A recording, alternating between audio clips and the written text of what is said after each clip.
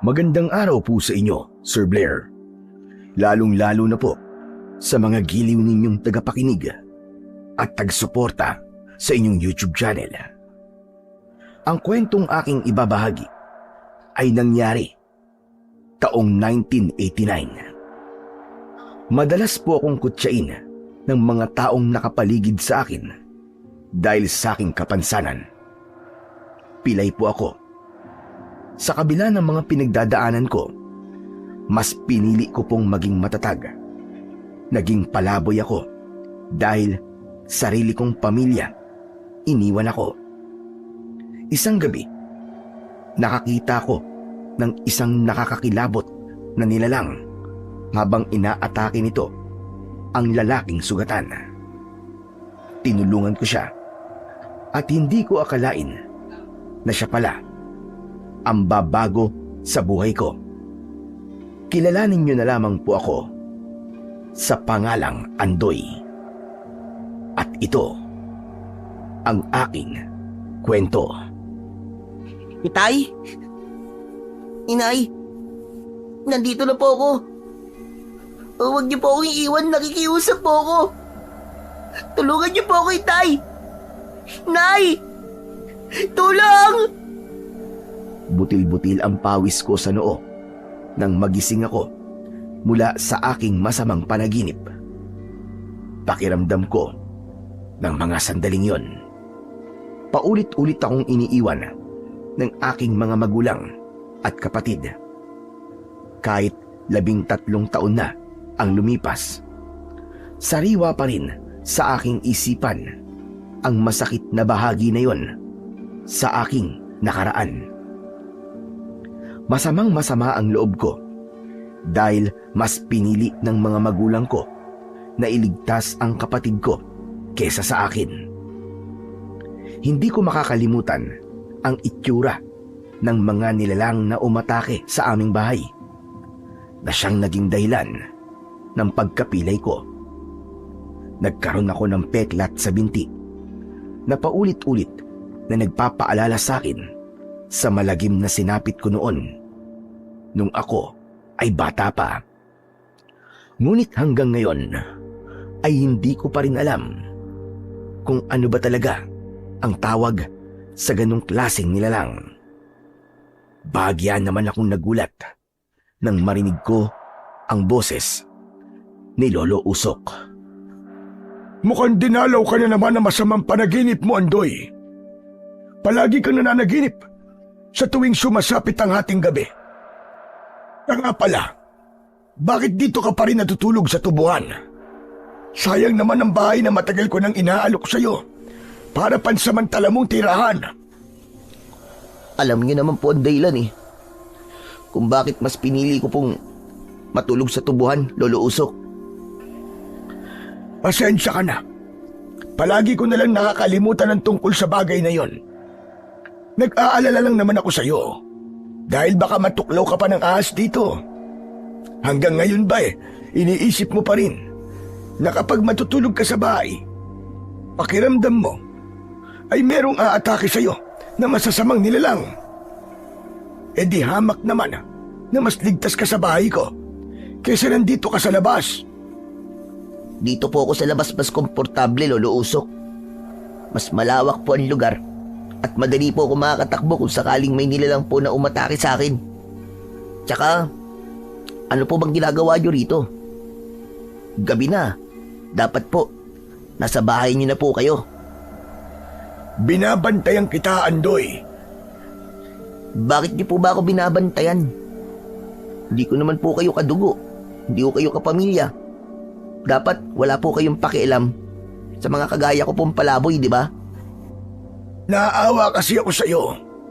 Isa pa, kapag nakikita kita, gumagaan ang pakiramdam ko. Tigilan niyo na po, Lolo Usok, ang pagmamalasakit po sa akin. Sarili ko nga po mga magulang, iniwan ako Kayo pa kaya na hindi ko naman kapamilya? O kaano-ano man lang? Hindi sukatan ng pagiging magkadugo o magkapamilya kapag magpapakita ka ng kabutihan para sa ibang tao. Totoo ang sinasabi ko. Nag-aalala ko sa iyo, Andoy. Dahil hindi na rin naman iba ang turing ko sa'yo. Kaya hindi ka nag-iisa. Ako ang magiging saklay mo. Kahit matanda na ako, kaya kitang protektahan. Kaya ano bang ikinakatakot mo? Andoy, matagal nang nangyari yon. Kalimutan mo na ang nagdaan. Nabaling ang aking atensyon sa aking peklat sa binti. Bumakas sa aking muka ang labis na sama ng loob. Gustong-gusto ko nang kalimutan ang gabing inatake ako ng masasamang nilalang. Ngunit palagi ko yun naaalala sa tuwing nakikita ko ang aking binti. Bakit hindi mo nalang talian ng panyo ang peklat mo sa binti? Nang hindi ka nalulungkot ng ganyan. Tsaka para hindi mo na rin makita. Kahit naman po talian ko pa ng panyo ang binti ko, alam ko pa rin naman sa sarili ko na may kulang sa akin. Wala eh. Malupit ang Diyos sa akin, Lolo Usok. Bakit hindi na lamang po niya ako pinatay, no? Kesa naman magdusa ako ng ganito habang buhay. Hay nako, Andoy. Huwag kang magsalita ng ganyan tungkol sa Panginoon. Naniniwala akong may mga dahilan kung bakit nangyayari ito sa'yo. May dahilan din kung bakit mas pinili ng mga magulang mo na iwanan ka kaysa ang isama ka nila sa pagtakas nila. Baka nga, napahamak sila o di kaya naman ay namatay. Kaya wag mong hihilingin sa Panginoon na sana ay namatay ka na lang. Maraming dahilan para mabuhay, Andoy. Kaya dapat magpakatatag ka. Hindi pa sila patay. Talagang kinalimutan lang nila ako. Biruin nyo, 13 taon na akong naging palaboy sa kalye. Namamalimos ako habang ginagamit ko ang kapansanan ko. Pero ngayon na binata na ako. Imbis na mabawasan ang paghihirap ko, mas lalo lamang po ako nagdudusa. Dahil sa mga tao walang tigil sa pangungutya sa aking kalagayan. May kapansanan na nga ginaganon pa nila. Nagdudusa ka dahil ikinukulong mo ang sarili mo sa iyong nakaraan. Masaya mabuhay. Huwag kang panghinaan ng loob. Huwag mong intindihin ang mga nangungutya sa iyo. At hindi magtatagal, magkikita kayong muli ng mga magulang mo kung totoong ang buhay pa sila. Ayoko na po silang pag-usapan. Sige na po, Lolo Usok, umuwi na po kayo. Gusto ko na po magpahinga. O sige, matulog ka na. Pero babantayan muna kita. Kapag nakatulog ka na, saka ko aalis sa tabi mo. Lolo Usok, bakit ba ang bait-bait nyo sa akin? Tapos kapag may nangungutya sa akin, palagi nyo akong pinagtatanggol. Marami naman po kayong apo ah. Bakit ako po pinagtsatsagaan yung alagaan at ipagtanggol? Isang malalim na buntong hininga ang pinakawalan ni Lolo Usok bago niya ako sinagot. Dahil nag-iisa ka, walang nag-aalaga sa iyo. Wala kang pamilya. Ang mga apo ko may pamilya sila. May mga magulang sila na nagmamahal sa kanila. Pero ikaw ay wala.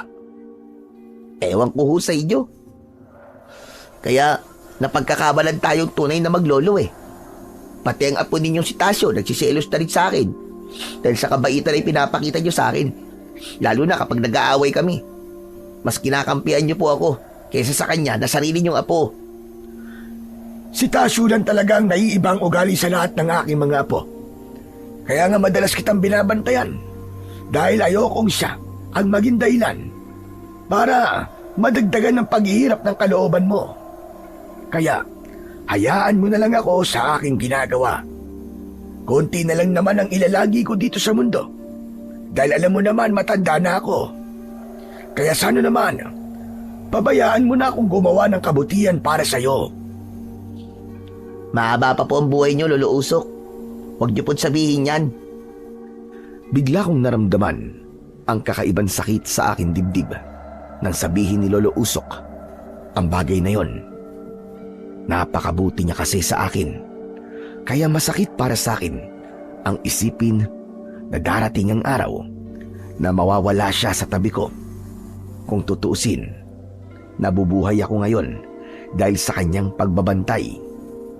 Kaya kahit na anong sabihin ko sa kanya, hindi maitatanggi na naging bahagi na rin siya ng aking buhay.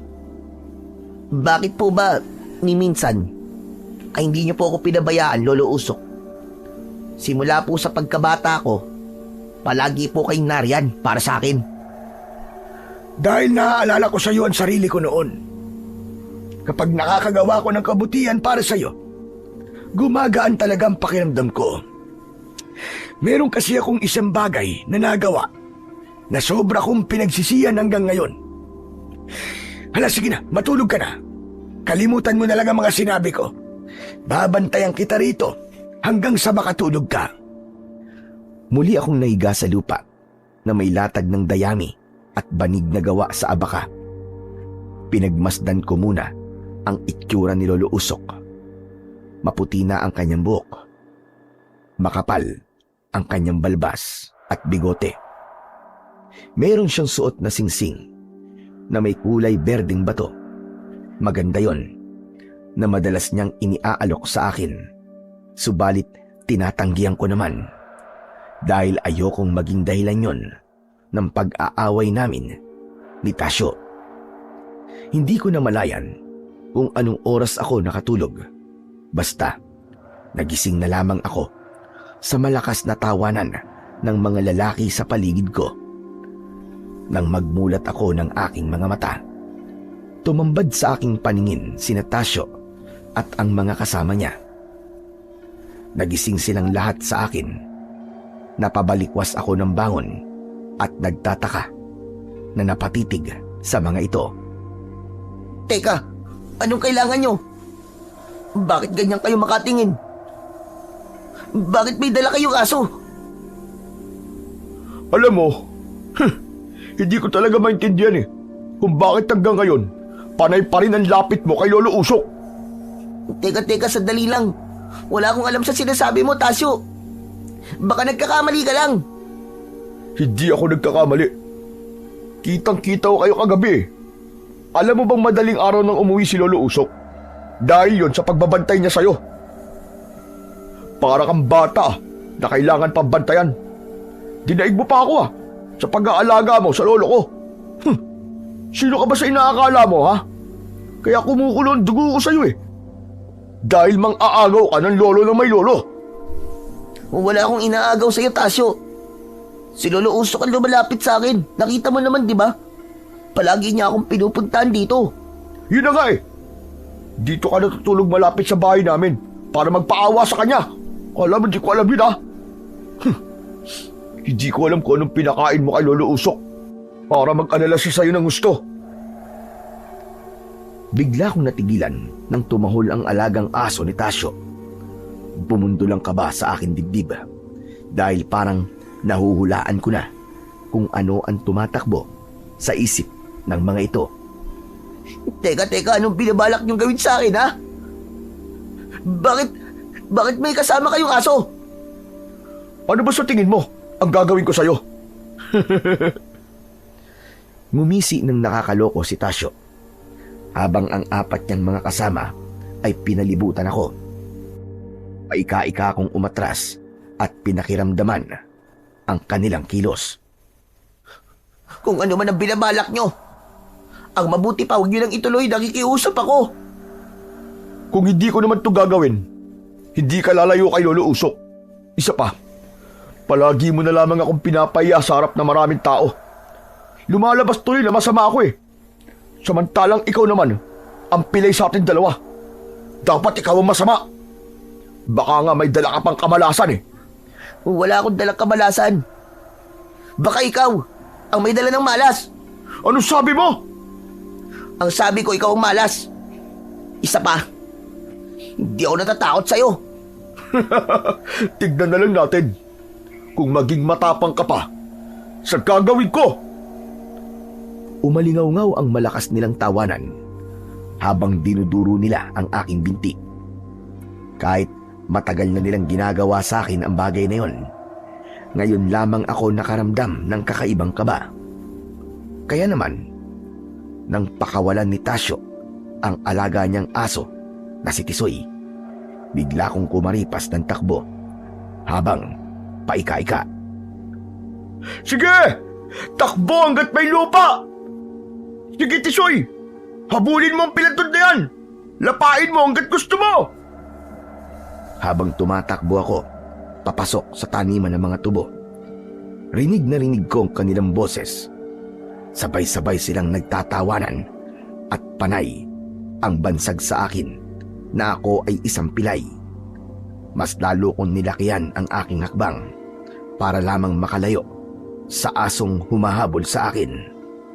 Sinuong ko ang makapal na tubuan, kaya ang dahon ng mga ito ay humiwa naman sa aking katawan.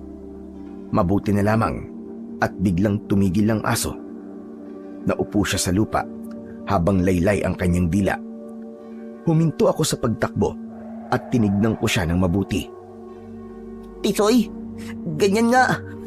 Huwag mo akong kakagatin ha. Diyan ka lang. Huwag kang lalapit. Hindi gumalaw ang aso na si Tisoy habang nakatingin lang siya sa akin. Walang bakas ng galit sa kanyang anyo, kaya naman nakahinga ako ng maluwag. Kung ganun, naawa ka sa akin, Tisoy. Hindi mo na ako hinahabol. Hindi mo na ako kakagatin. Umangil si Tisoy at bigla kong kinabahan nang lumapit siya sa akin. Ngunit hindi para kagatin ako, kundi para dilaan ang aking mga paa.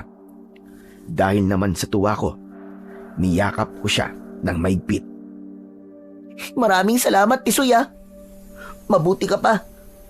Alam mo kung anong pinagdadaanan ko. Hala, sige na. Bumalik ka na rin sa amo mo. Baka malaman niya na hindi mo ako totoong kinagat. Baka pati ikaw, saktan ka niya.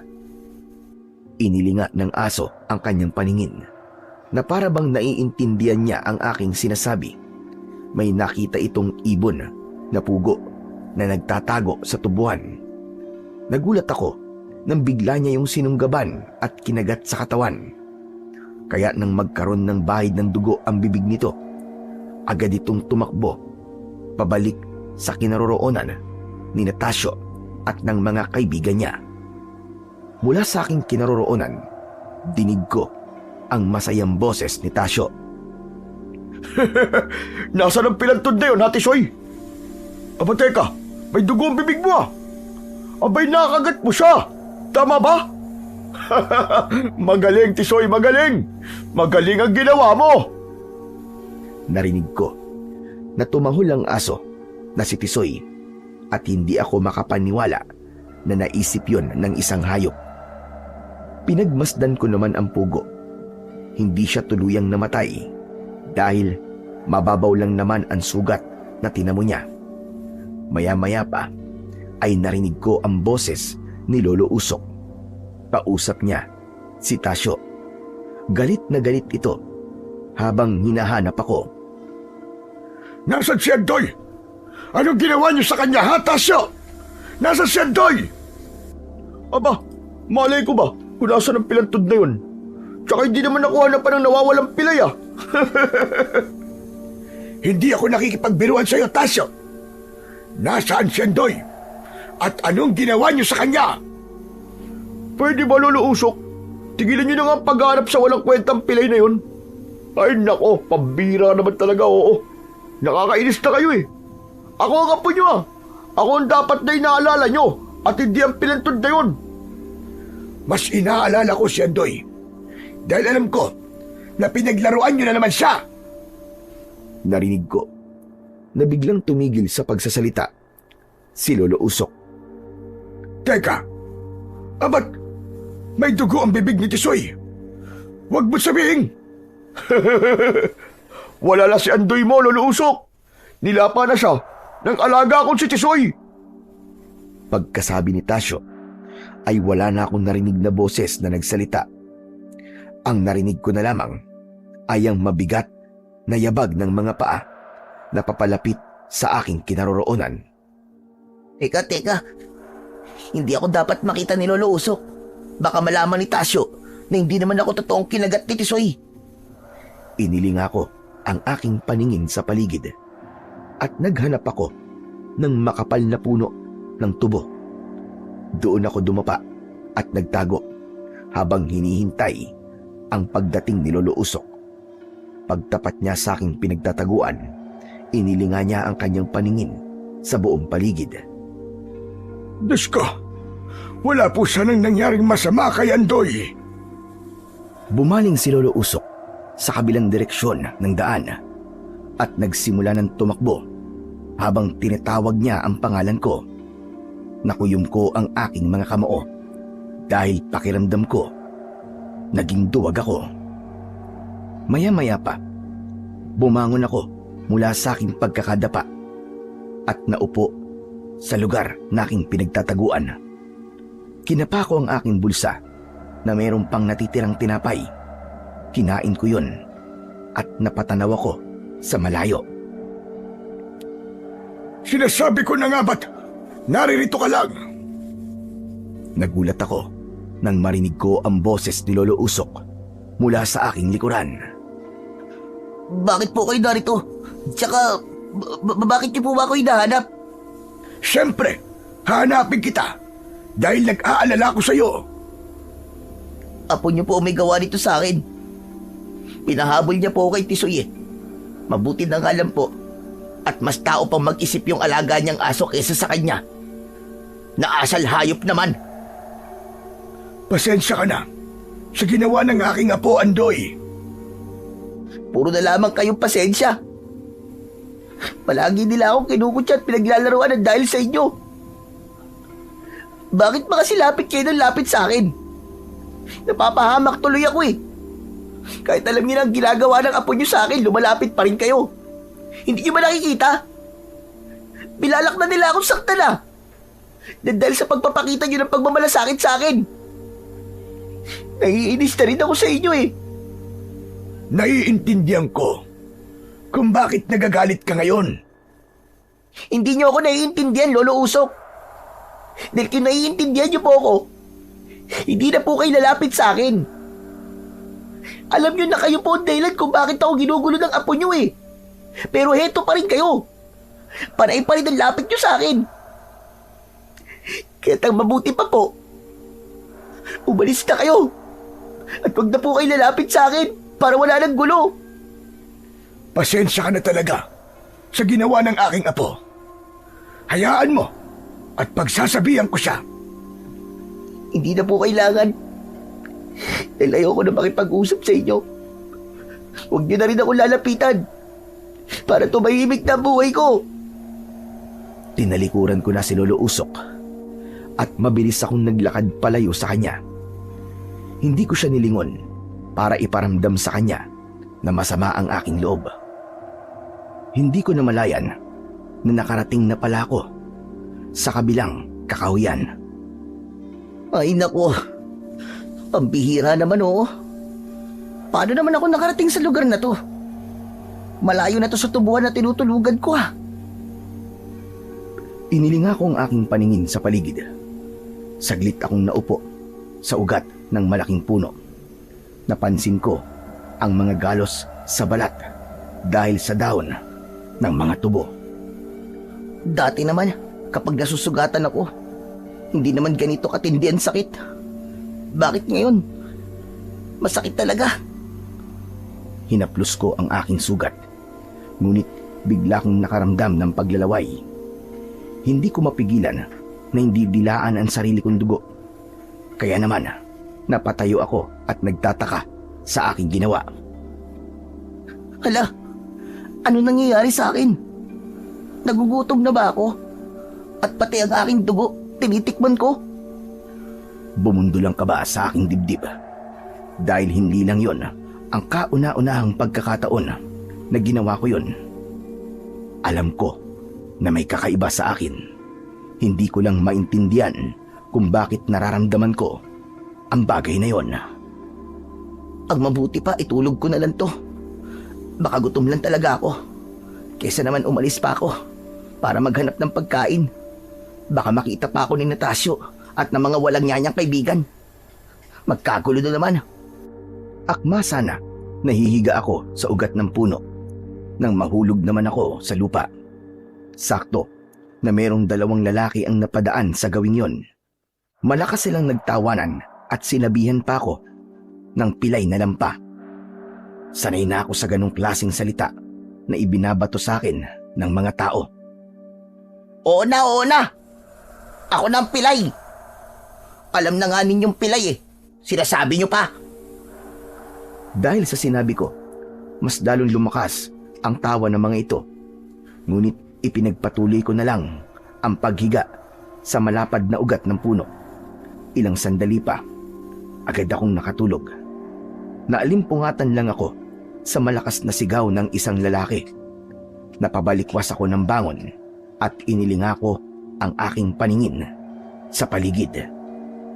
Grabe, ang bilis naman yata ng oras. Malapit nang dumilim ang paligid. Tsaka teka, sino kaya yung sumigaw? Tulong! Tulungan niyo ako! Saklolo!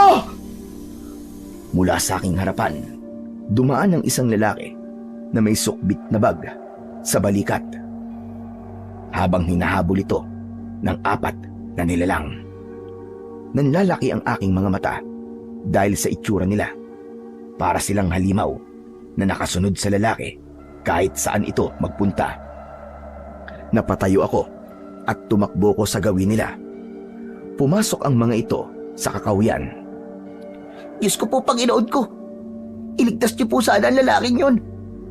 Teka, kailangan may gawin ako. Bigla kong natigilan nang tumambad sa aking paningin ang lalaking duguan. Nanghihina at maraming kalmot sa katawan. Hinawakan niya ako sa braso. Tulungan mo ako. Nakikiusap ako sa'yo. Balak nilang kunin ang bag ko. Tulungan mo ako. Hindi ako makapagsalita dahil sa labis na pagkabigla. Kaya nang hawakan ito ng 2 aswang, ay tuluyan itong nakaladkad papunta sa madilim na bahagi ng kakawian. Habang ang 2 aswang naman ay nakatingin sa akin at dahan-dahang humahakbang papalapit sa aking kinaroroonan. Nanlilisik ang kanilang mga mata at umaangil na parabang galit na aso. Natatandaan ko kayo. Kayo ang mga nilalang na umatake sa akin nun. Humanda kayo dahil papatayin ko kayo. Hindi ko napigilan ang bugso ng aking damdamin. Sinugod ko sila at inatake ko sila ng malakas na suntok na tumama naman sa kanilang muka. Bumagsak silang 2 sa lupa at agad na nawalan ng malay. Napatingin ako sa gawin ng lalaki. Sakto na nakita ko siyang kinagat ng aswang sa balikat. Sumigaw siya ng malakas dahil sa labis na sakit. Kaya naman, nilapitan ko sila at inatake ko ng suntok ang unang aswang na lumapit sa akin. Tinamaan ko siya sa muka. Pasadsad siyang bumagsak sa lupa. Sunod naman na umatake ay ang isa pang aswang. Gamit ang kanyang kuko, nakaiwas ako at gumanti ako sa kanya ng isang malakas na sipa na tumama naman direkta sa kanyang dibdib. Tumalsik siya at hindi na nakabangon. Teka, bakit parang ang lakas ko yata? Nagawa ko silang pabagsakin ng isang suntok lang. Paano naman nangyari yun? Maya-maya pa ay bigla kong naalala ang lalaki. Pagtingin ko sa gawin niya, nawalan na to ng malay. Kaya naman, agad ko siyang nilapitan at binuhat para mailayo sa lugar na yon. Anak naman ng putya, oo. Saan ko naman kaya siya pwedeng dalhin? Wala naman ako sariling bahay. Ayoko namang humingi ng tulong kay Lolo Usok. Nako, paano kaya to? Anong gagawin ko? Saglit akong nagpalinga-linga sa paligid upang maghanap ng pansamantalang masisinungan. Naramdaman ko ang pag-agos ng mainit na likido sa aking dibdib mula sa sugat ng lalaki. Lagot, hindi tumitigil ang pag-agos ng kanyang dugo mula sa sugat niya sa balikat. Idagdag pa ang mga kalmot niya sa katawan. Diyos ko, Kayo na po sana ang bahala sa kanya. Ituro niyo po rin sa akin kung saan po kami maaaring tumigil. Paika-ika akong tumakbo habang pasan ko ang lalaki sa aking likod. Maya-maya pa ay nakita ko ang malaking puno ng dao. Ibinaba ko siya sa lupa at humanap ako ng damong bag-angan o paragis. Mabilis kong binunot yon at dinikdik ang mga dahon. Ang katas ay ipinatak ko sa sugat ng lalaki. Pasensya ka na. Wala akong alam sa mga gamot eh. Ginawa ko lang sa'yo ang gamot na madalas kong inilalagay sa sugat ko. Pagkatapos kong gamutin ang sugat niya, tinignan ko ang laman ng kanyang bag. Binuksan ko yon at tumambad sa aking paningin ang iba't ibang klase ng garapon na merong laman na iba't ibang kulay rin na likido. Teka, ano kaya to? Tsaka, bakit parang pinag-aagawan ito ng mga nilalang na yung kanina? Sa tingin ko mahalaga to. Kaya halos ibuwis niya ang kanyang buhay para dito. Natigilan ako nang biglang umungol ang lalaki at mahinang nagsalita. Mga gamot yan. Gamitin mo ang kulay pulang garapon para sa lahat ng mga sugat ko. Ha? Anong gagawin ko sa garapon? Ipatak mo sa aking mga sugat ang laman niyan. Bilisan mo pakiusap bago pa ako mahawa ng aswang. Oh, sige. Gagawin ko na. Nanginginig ang aking mga kamay nang buksan ko ang takip ng garapon. Ipinatak ko ang laman nun sa kanyang mga sugat. Napangiwi naman siya sa sobrang sakit. Tinawag mo bang aswang ang mga hayop na umatake sa ating kanina? Sigurado ka ba na aswang ang tawag sa kanila? O baka naman nagkamali lang ako ng pagkakarinig? Hinintay ko ang sagot ng lalaki, ngunit tuluyan na siyang nawalan ng malay. Pagkatapos kong malinisan ang kanyang sugat, nagpahinga na rin ako sa kanyang tabi at agad na nakatulog. Kinabukasan ay nagisnan kong nakaupo na ang lalaking iniligtas ko. Nakatitig siya sa akin. Mabuti naman at gising ka na. Kumusta na ang pakiramdam mo? Ayos na ang pakiramdam ko. Mabisa ang gamot na inilagay mo sa aking mga sugat. Salamat nga pala sa pagtulong mo sa akin, ha. Teka, mukha yatang hindi ka taga rito. Tama ka. Hindi nga ako taga rito. Napadpad ako rito para magtago sa mga aswang na humahabol sa akin. Hinahabol ka ng mga aswang? Nako, talaga palang hindi ako nagkamali ng pagkakarinig kagabi. Aswang nga ang mga nilalang na umatake sa ating kagabi. Kung ganun, anong uri sila ng aswang? Sila mga aswang na sigbin. Alaga sila ng supremo ng mga aswang na balak kunin ang nagawa kong gamot laban sa kanila. Isang gamot na tinatawag kong bertud ng katas ng sambong. Teka, sandali lang ha. Medyo hindi gumagana ang isip ko ngayon eh. Hindi ko naiintindihan ang sinasabi mo. Una, ay nabanggit mo ang tungkol sa mga aswang na sigbin. Ngayon naman, ay ang tungkol sa bertud ng katas ng sambong. Ano ba talaga ang gusto mo sabihin sa akin? Ang mga sigbin ay alagad ng supremo na nagbenta ng kaluluwa sa hari ng kadiliman. Pumapatay sila ng mga albularyong kayang magpagaling sa hawa ng aswang. Dahil magiging bantayon sa paggasik nila ng lagim at pagpapalakas ng kanilang puwersa. Kung ganun, isa kang albularyo? Oo. Albularyong nakatuklas ng kakaibang gamot na makakatalo sa kanilang kamandag. Sa pamamagitan ng bertud ng katas ng sambong, matatanggal ang hawa nila sa kanilang biktima. At kapag nangyari yon, mapipigilan ko ang pagdami ng kanilang mga alagad. Pero, bakit dito ka pumunta? Baka madamay kami sa problema mo na yan. Ako nadamay sa problema ng lugar niyo. Dahil dito talaga nagsimula ang mga sigbin. Bago sila lumipat sa baryo namin.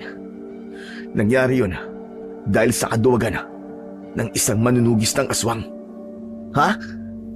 Nakakatuwa naman. Manunugis ng aswang pero duwag.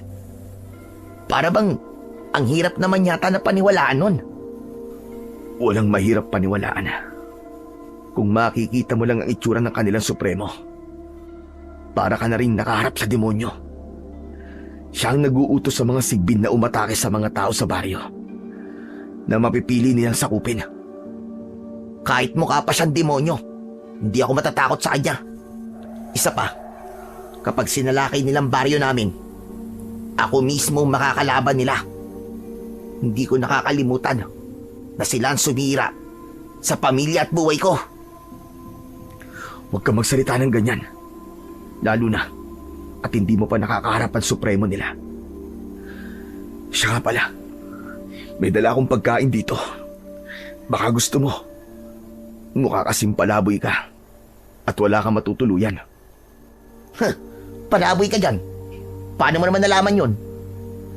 Kung may bahay ka kasi, hindi tayo matutulog sa gubat na to. Hindi mo ako dito dadalhin. Kaya wag mo nang itanggi na hindi ka palaboy. Mabilis kong nalalaman ang estado ng isang tao batay sa kanyang suot at kilos. Estado kapag nalalaban dyan. Pareho naman tayong palaboy Wala ka rin naman bahay na matutuluyan Ngumiti ang lalaki na nakilala ko sa pangalang Hector. Pasimple ko siyang pinagmasdan at para bang magaan ang loob ko sa kanya kahit may konting kayabangan ito. Salamat sa tinapay Kahapon pa ako hindi kumakain Kaya hindi ko natatanggihan to Oo, teka, sandali. Bakit ka tumayo? Kailangan na nating umalis. Halika, sama mo ko. Maglalakad tayo papunta sa karamihan ng mga tao. Maghahanap tayo ng pansamantalang bahay na matutuluyan. Ayoko. Ikaw na lang ang pumunta ron. Ayoko madamay sa problema mo, no? O sige, ikaw ang bahala. Bahala ko pa naman sana na bilang ka ng masarap na pagkain na hindi mo pa natitikman sa buong buhay mo. Teka, talaga? Pakakainin mo ako ng gusto kong pagkain? Oo nga. Kaya halika na, sumama ka na. Akma sana akong susunod sa kanya. Ngunit bigla kong natigilan. Kaya naman, napatingin sa gawi ko si Hector. Oh, bakit bigla kang tumigil? Ikaw na lang pala umalis. Baka madamay ka pa sa pangungutya ng ibang tao sa aking kalagayan Isa pa, baka magtaka sila sa itsura mo. Iniisip mo ba na ikinakahiya kita dahil sa kapansanan mo? Iniisip mo bang kagaya ako ng ibang tao na umaalipusta sa pagkatao mo? Nagkakamali ka. Hindi ako ganong klase ng tao. Tsaka, kung inaalala mo naman ang aking kalagayan, madali ko lang naman may papaliwanag sa kanila ang mga nangyari nang hindi nila malalaman ang tungkol sa mga aswang na sigbin. Isa pa, kapag nalaman nila na isa akong mahusay na albularyo, baka pagkaguluhan pa nila ako. Ngayon lang ako nakakita ng albularyong mayabang Hindi ako mayabang. Sinasabi ko lang kung ano ang totoo. Kaya halika na, para makabawi naman ako sa'yo ng utang na loob. Wala na akong nagawa nang hawakan ni Hector ang braso ko at sabay kaming naglakad. Napadaan kami sa tubuan. Sakto na naroroon si Lolo Usok. Abay, sino ang kasama mo, Andoy? Mukhang hindi siya taga rito. Isa pa, bakit ganyan ang itsura ninyo? Siya po si Hector, Lolo Usok. Hindi po siya taga rito. Naligaw lamang siya. Hinabol po kasi siya ng baboy ramo. Tinulungan ko po siya. Bakit hindi naman yata kagat ng baboy ramo ang nakikita ko sa balat niya? Para bang nanggaling sa kalmot ng kuko. Gasgas lang po to mula po sa mga kahoy na tumama sa aking katawan. Tumakbo po kasi kami, kaya nagkaganito po ang balat ko. Mawalang galang na nga po pala sa inyo, Lolo. Saan po ba ako pwedeng makahanap ng kubo rito na pwede kong upahan? Nako, ay wala kang mahanap na bahay rito na mauupahan. Hindi uso yun sa lugar namin.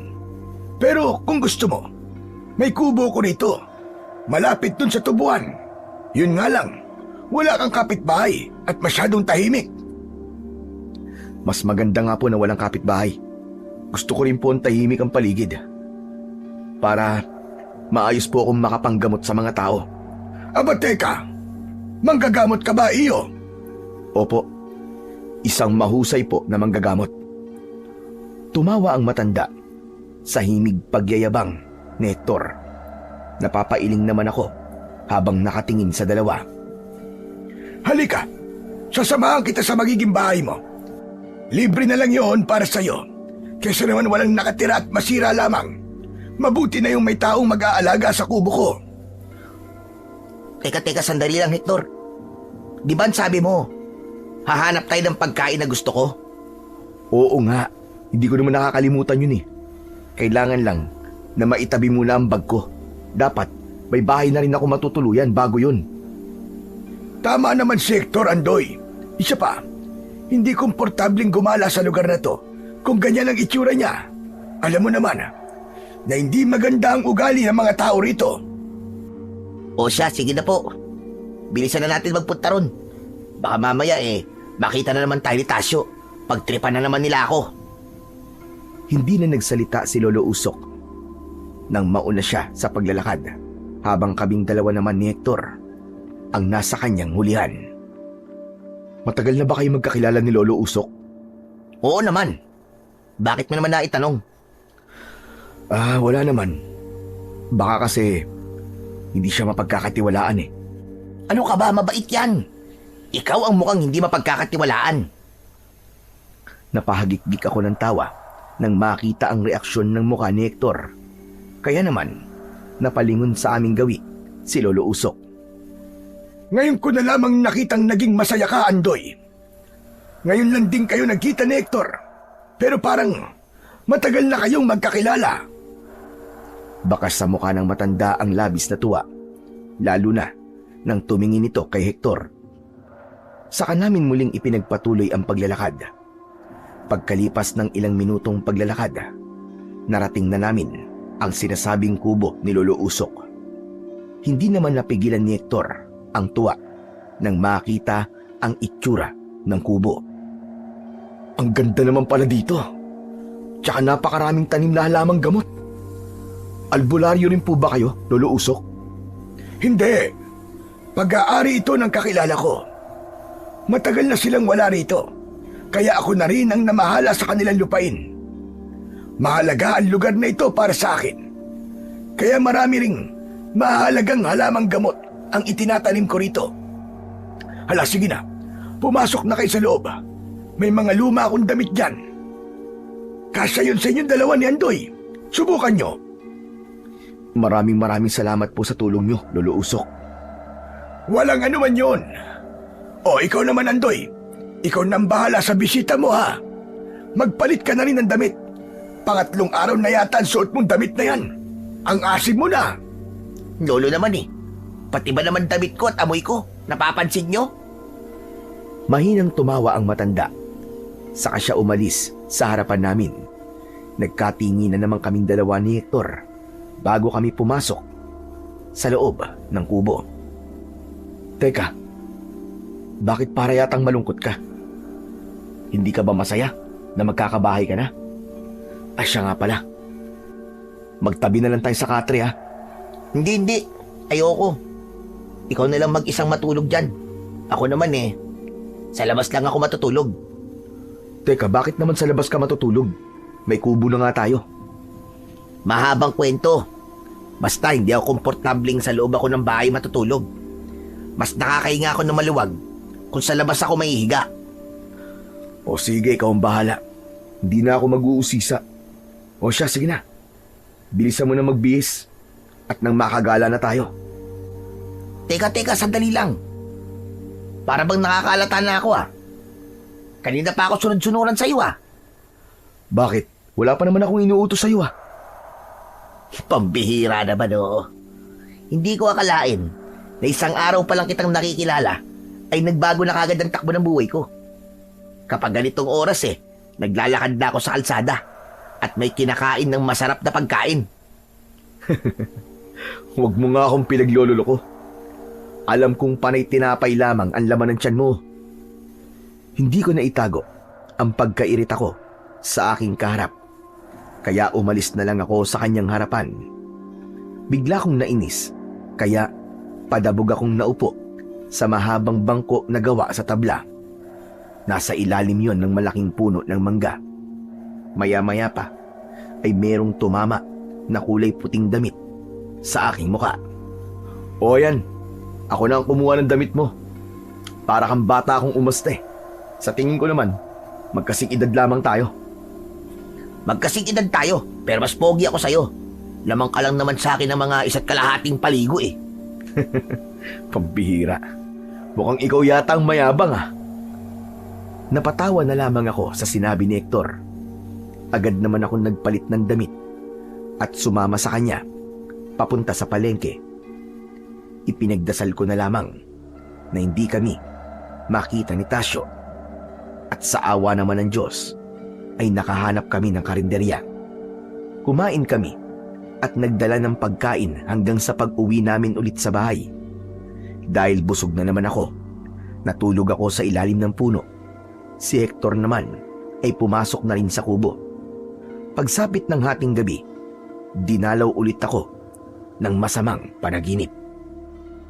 Huwag! Huwag niyo akong iiwan! Huwag kayong umalis, huwag! Nandito pa ako! Tay! Inay! Sasama ako! Habol ang aking hininga nang mapabalikwas ako ng bangon. Butil-butil din ang pawis ko sa aking noo.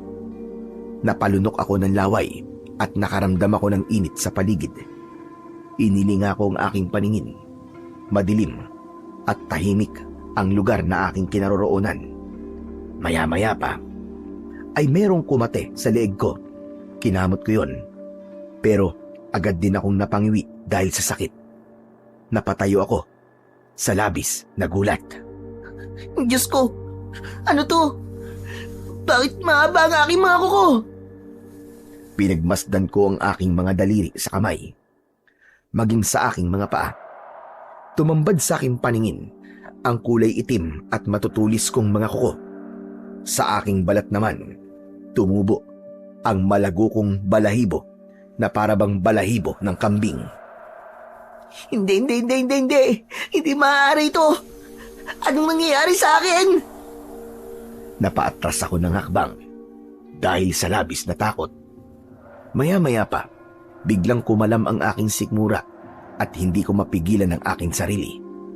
Gusto kong tumakbo sa kakawian para lumantak ng hilaw na karne ng hayop. Namalayan ko na lang na tinatahak ko na ang daan papunta sa kagubatan.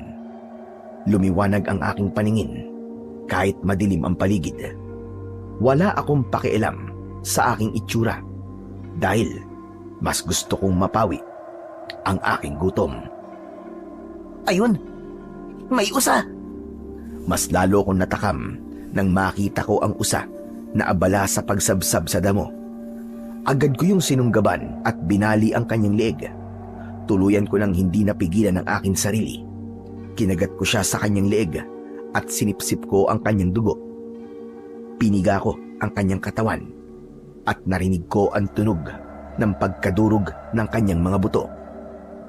Kahit nagtataka ko sa mga nangyayari, hindi ko naman maintindihan kung bakit halos ayaw kong tigilan ang katawan ng kawawang usa.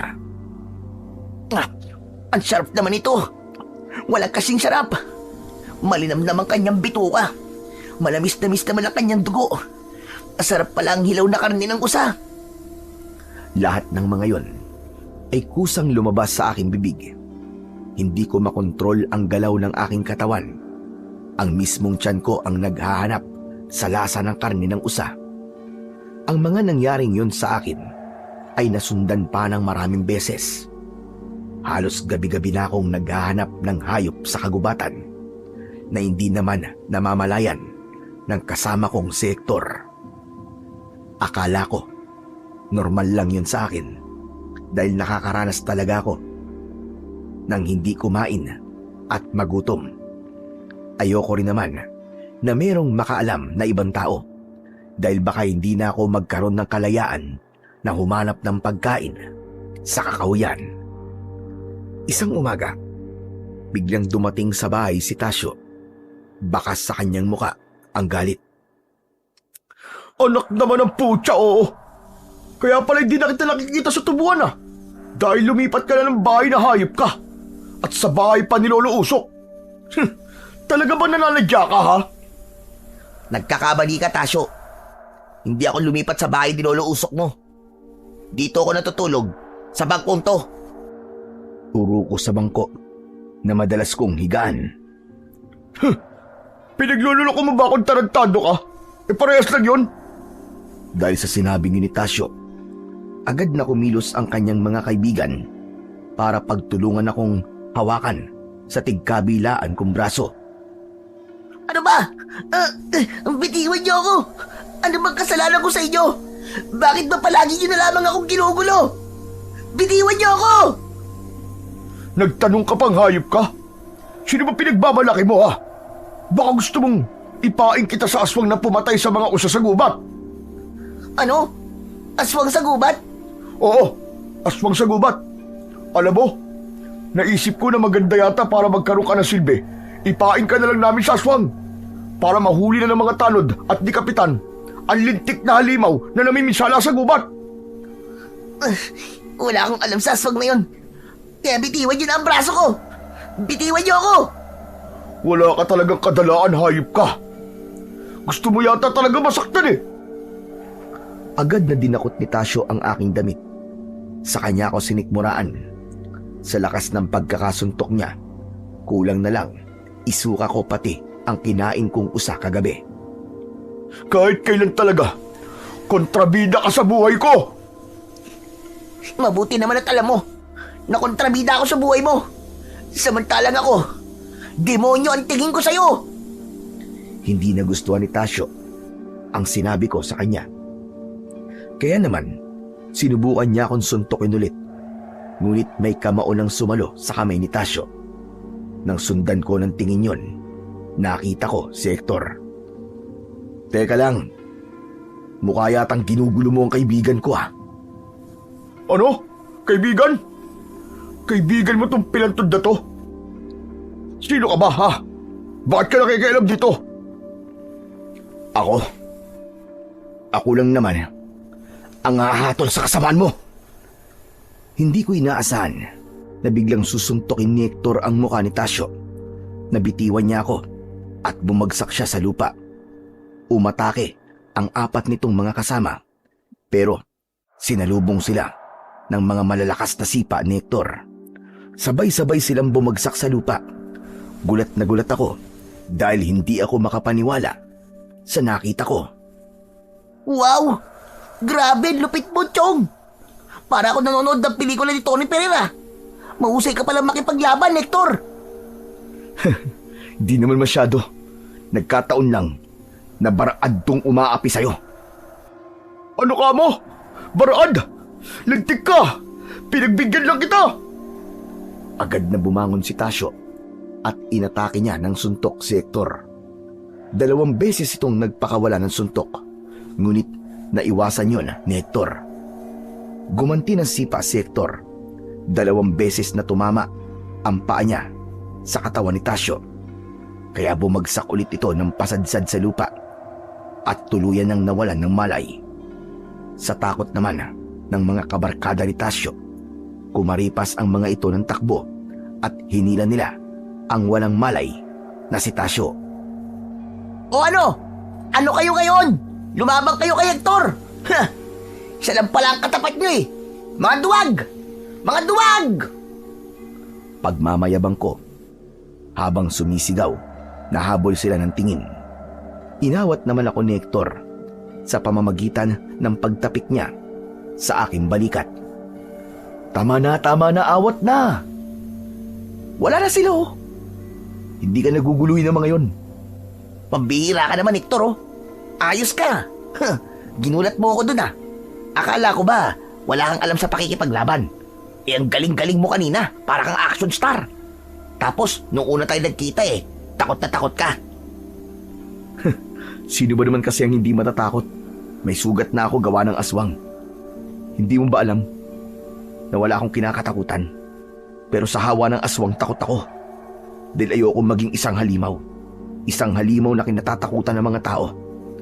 Kaya nga nagpursige ako na gumawa ng bertud ng sambong para wala nang mahawa ng aswang.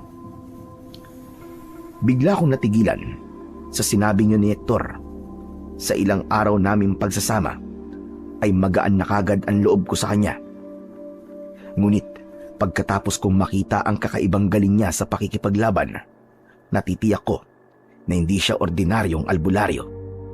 At delikado ko sa kanya dahil anumang oras kapag nahuli niya ako, baka siya pa ang maging kalaban ko. Kanina, narinig ko na binanggit ni Tasyon tungkol sa aswang sa gubat. Totoo kaya yun? Kasi ang alam ko, sa nilalang na kumakain ng hayop ay hindi paganap na aswang, kundi may hawa lang siya ng aswang. Anong ibig mo sabihin? Meron pa akong isang dahilan kung bakit ako nandito. Yun ay ang maghanap ng mga tao na may hawa ng aswang. Ang sabi kasi sa akin ng nanay ko, na dating albularya, lumalabas ang sintomas ng hawa ng aswang kapag 13 taon na ang lumipas mula na makagat siya. Dapat bata yun. Pero kung matanda na ang makakagat, mabilis na lumilitaw ang sintomas. 2 hanggang 3 araw lang, makikita na ang pagbabago.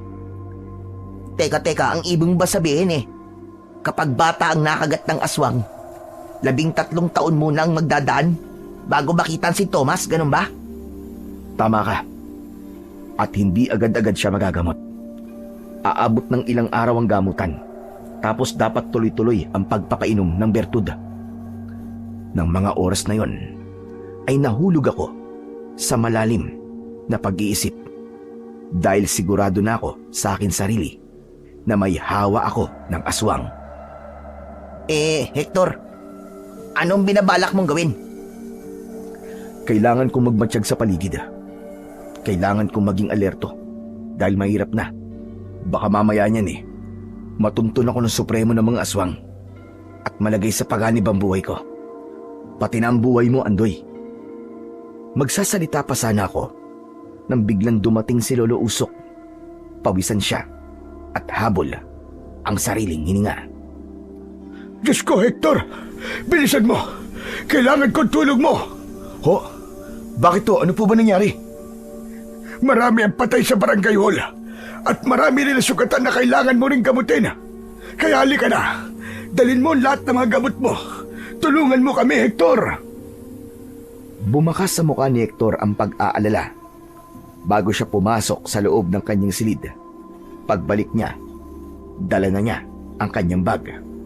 Napilitan naman akong sumunod sa kanila para malaman ko kung ano ang nangyari sa mga sugatan. Pagkalipas ng ilang minutong paglalakad, narating na namin ang barangay hall. Bumungad sa amin ang ingay ng mga pamilyang nawalan ng kaanak. Merong nagwawala dahil sa labis na galit. Ang iba naman ay nakikipag-usap sa mga pulis. Nilapitan ni Hector ang isang lalaking sugatan.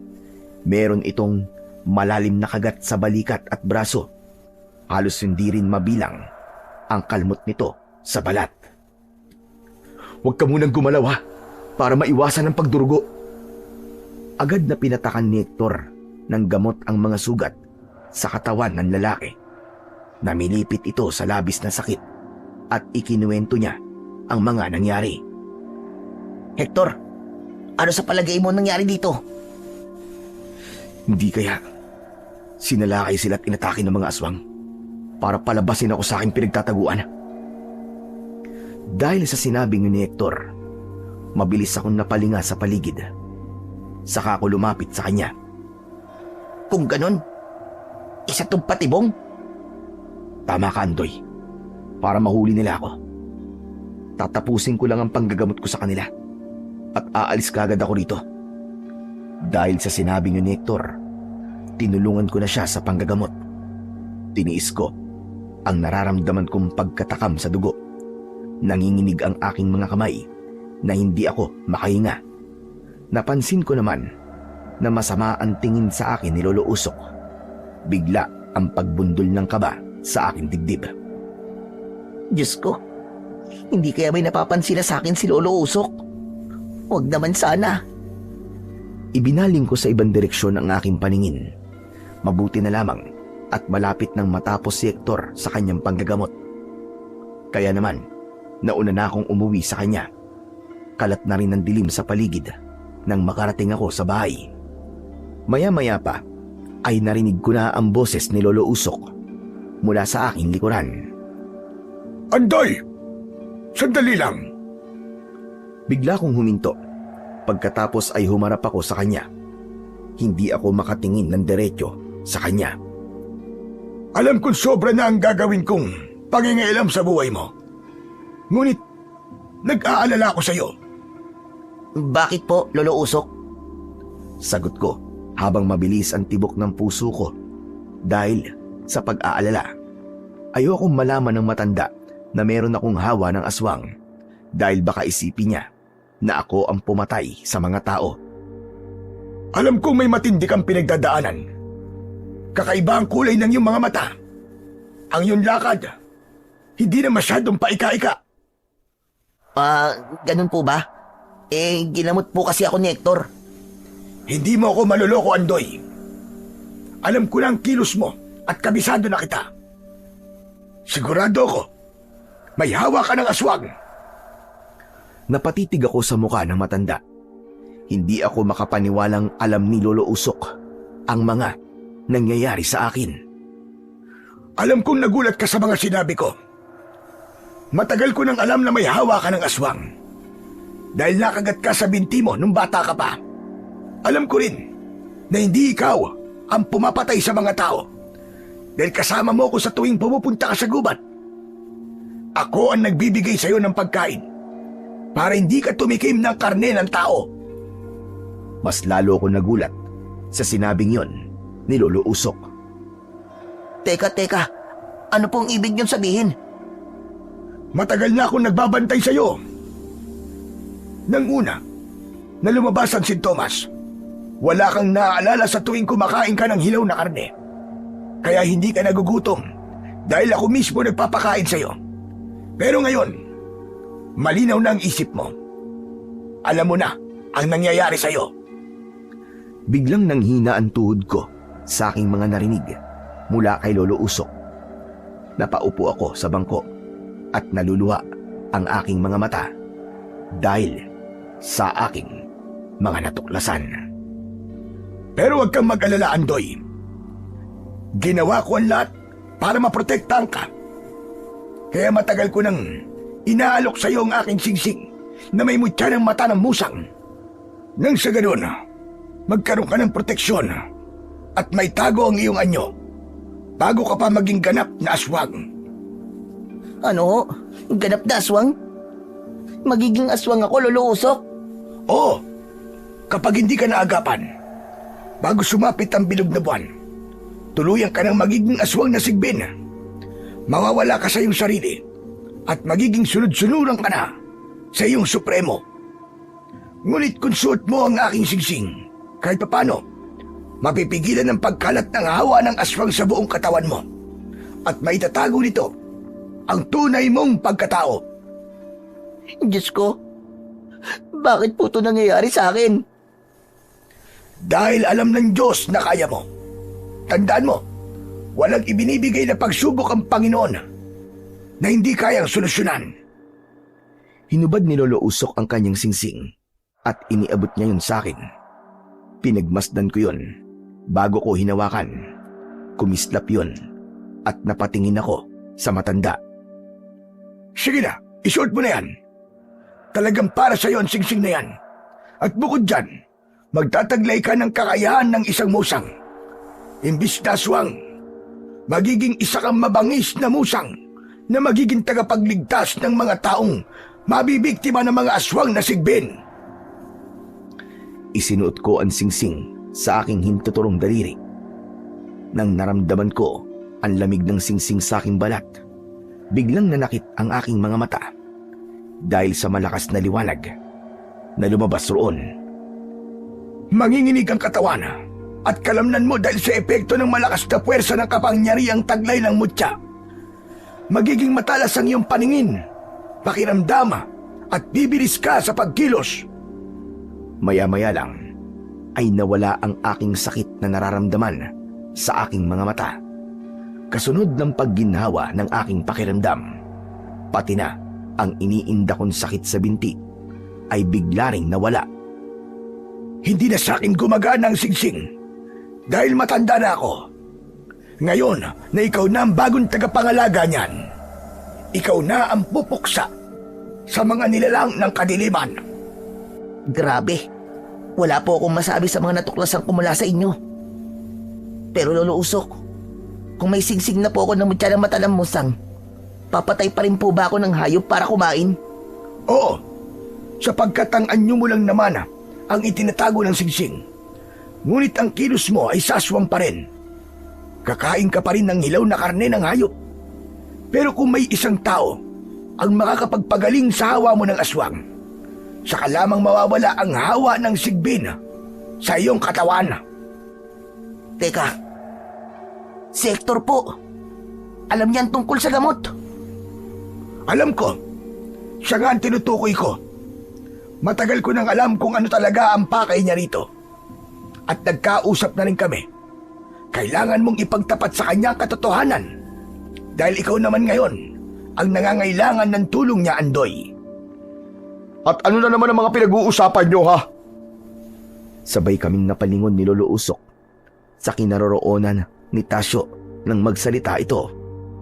Wala kaming pinag-uusapan. Teka, bakit ba narito ka? Sinusundo kayo. Isa pa, bakit kausap nyo na naman ang pilantod na yan? Sabay duro sa akin ni Tasyo. Nagkatinginan naman kami ni Lolo Usok. Uuwi na ako. Halika na, Tasyo. Sumama ka na sa akin. Baka manggulo ka na naman. Masamang tingin muna ang ipinukol sa akin ni Tasyo bago siya tuluyang umalis kasama si Lolo Usok. Isang malalim na buntong hininga naman ang pinakawalan ko nang balikan ko ang aming pinag-usapan ng matanda. Nagtataka ko kung bakit niya ako tinutulungan. Nang gabing yon ay naramdaman ko na pumasok sa loob ng bahay si Hector. Malalim na rin ang kanyang iniisip. Kaya naman, hindi niya na ako nakita na nakaupo sa bangko. Agad akong nahiga at ipinikit ang aking mga mata. Ngunit pagsapit ng hating gabi, muli akong dinalaw ng masamang panaginip. Napabalikwas ako ng bangon. Nagugutom na naman ako. Inilinga ko ang aking paningin sa paligid habang hawak ang aking sikmura.